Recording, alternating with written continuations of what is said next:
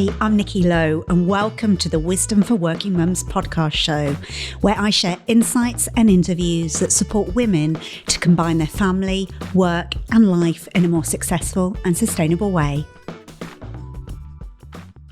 Welcome to this episode. I'm your host, Nikki Lowe, and today I'm talking about creating unicorn space. This episode is for you if you struggle to do anything for yourself that feels like fun or indulgent. If you know deep down that you want some time for yourself outside of being a mum, a partner, an employee, a business owner, or all the other hats you wear, but you struggle to make it happen. If you're an overburdened working mum and feel like you need a permission slip to pursue activities that make you feel whole, then this episode is for you. In this episode, I talk about my recent experience that taught me the value of unicorn space, what actually is unicorn space, and why as women and working mothers we can find it particularly hard, and a simple step to start to identify your unicorn space. But before we dive in, I'd like to do a listener shout out. Zed Letz in Germany, who left a review on Apple Podcasts. Absolutely brilliant, thoughtful, and most importantly, relevant. If you're a busy mum and only do one thing for yourself this year, it should be listening to these podcasts. Well, thank you, Zed Letz. Firstly, it makes me so happy that this podcast show is useful for you and is giving you insights to help as a mum.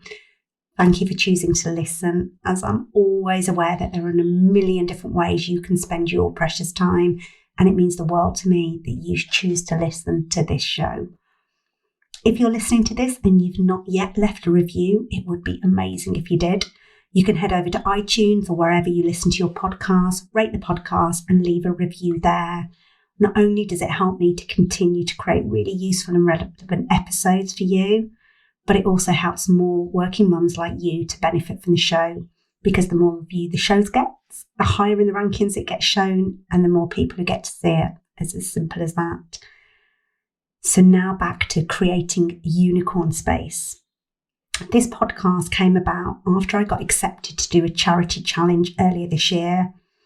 On what feels like a whim really, I signed up to do a 100-kilometre trek through the Scottish Highlands in September of 2021 for the charity Copperfield. And this challenge really involved me being away from my family, my work and my life for a week to complete the challenge. And it was interesting as soon as I started to consider doing it. Out of nowhere, there were 1,000,001 reasons for me not to do this. My family responsibilities, my work commitments, my lack of time, and the list just went on.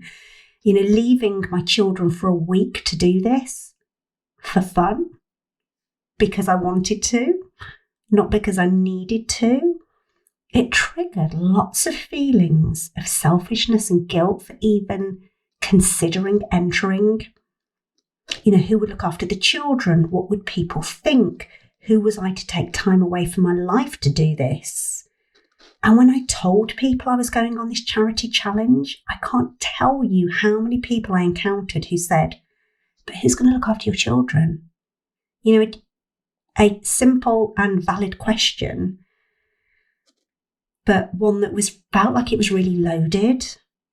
And I had a lady who contacted me this week who was burning out in her life. She's a GP and she has a toddler. And she'd mentioned that she'd seen my posts on social media about me doing the trek. And not only could she not imagine having the energy to do it, but she couldn't imagine ever being able to create the space to do something like this in her own life. And I get it.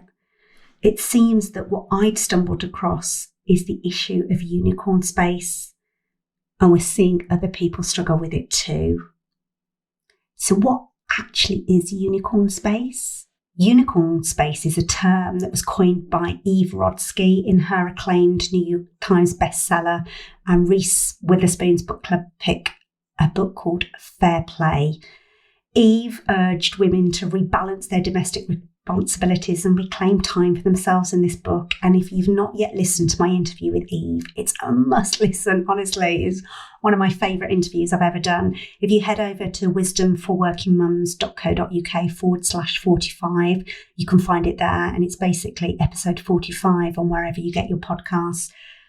And Eve describes unicorn space as a time devoted to something that's completely for you, to do exactly whatever it is that makes you thrive. And her specific quote is, "It's the creative and magical space necessary to develop and pursue your passions.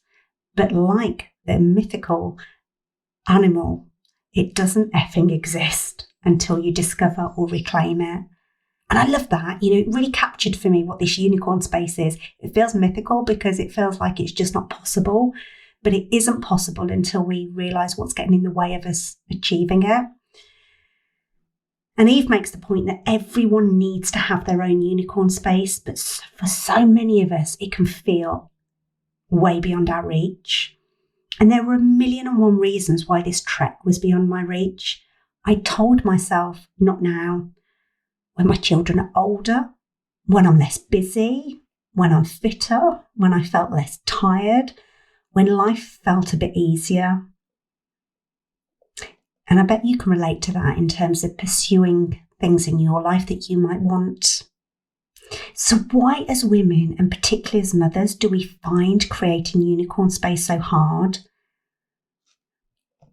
I think there are a lot of answers to that question, but there's a big one for me. And that is internalized misogyny.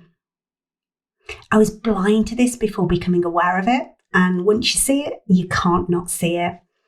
Internalized misogyny is when women subconsciously accept sexist stereotypes and ideas.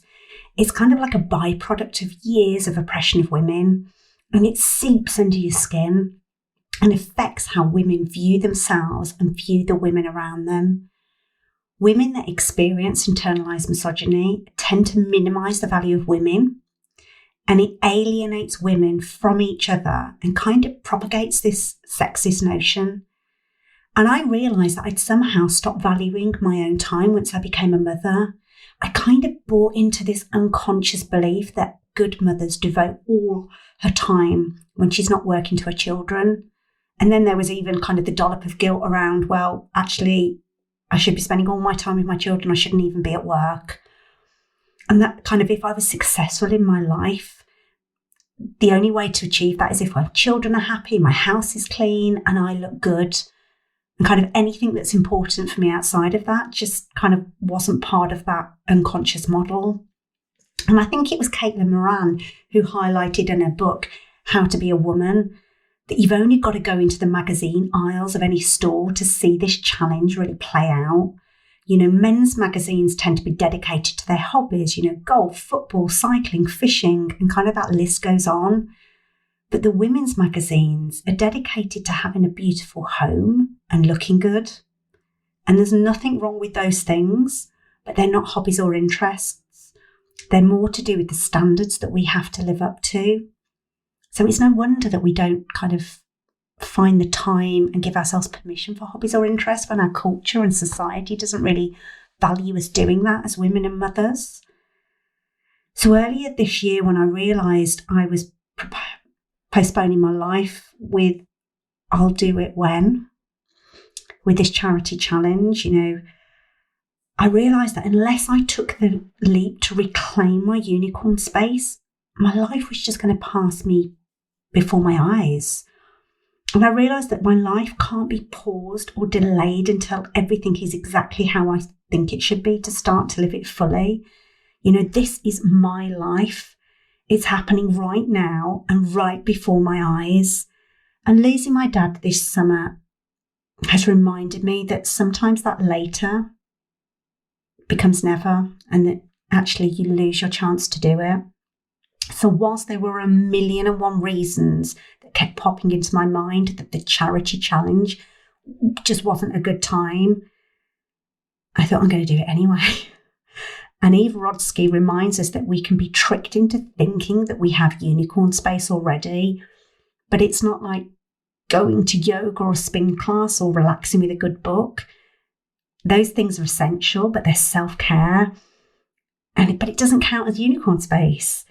You're going out for a meal with our best friends. This is adult friendship, and it's absolutely valuable and essential to happiness, but it's not unicorn space. Getting a massage or a manicure or visiting the hairdressers, they're lovely for us, but that's beauty and self-care. And that deserves a regular slot in our schedules, but it's not unicorn space. And she also reminds us that unicorn space isn't just for the rich, although we may have somehow come to internalise that that's the only way we can find unicorn spaces when we're rich enough. So it may seem like a fairy tale to carve out the time to play the piano again or do something that you've put on the back burner since becoming a parent. But reclaiming your unicorn space is vital. Just like me, you're probably thinking, but I don't have time to go to the dentist, let alone find time to nurture what makes me come alive. But I constantly have to remind myself that the culture we live in tells us that a good mother is selfless. And I tried to be selfless when I first became a mum. But I lost myself and who I was outside of being a mum. And that meant I was less of a good mum, not better. So this trek was not only an opportunity to raise money for an incredible cause, but also for me to reclaim my unicorn space. And I had to tolerate the difficulty of leaning into that space to reclaim it. And oh my God, did it feel good. I tell you what, I came back from that week feeling revitalised in ways that I didn't even know that I needed. So the first step is allowing yourself to dream about what you'd do if you could create some unicorn space. What would you do with uninterrupted time that doesn't include more work, a side hustle, or housework? What would be an active pursuit of something you love, something that brings you joy and makes you who you are? What would you do with your unicorn space? What would you do if you could create the time just for you to do something that makes you feel alive? Kind of allow yourself to dream and try and sideline any doubts or that little voice that tells you it's not realistic or you don't have time, because that voice is probably the reason you lost your unicorn time in the first place.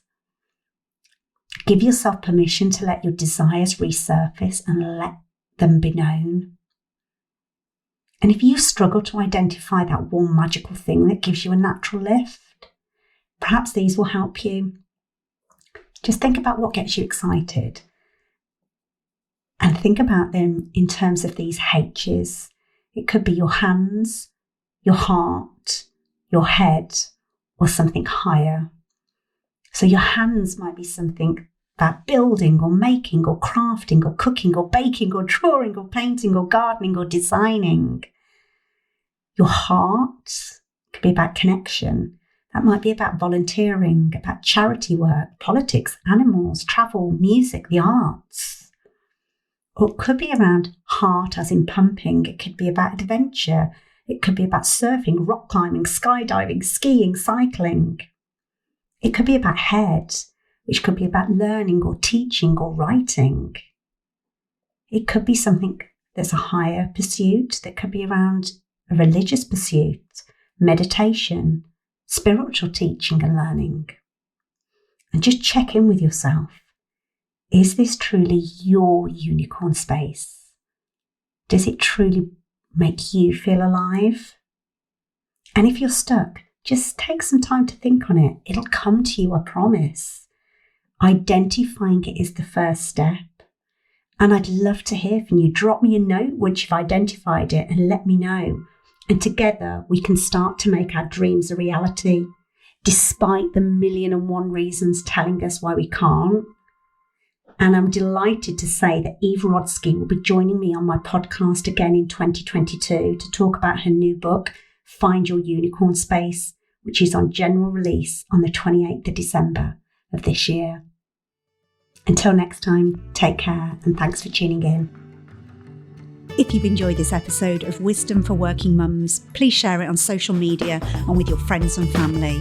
I'd love to connect with you too, so if you head over to wisdomforworkingmums.co.uk, you'll find a link on how to do this. And if you love the show and really want to support it, please go to iTunes, write a review and subscribe. You'll be helping another working mum find this resource too. Thanks so much for listening.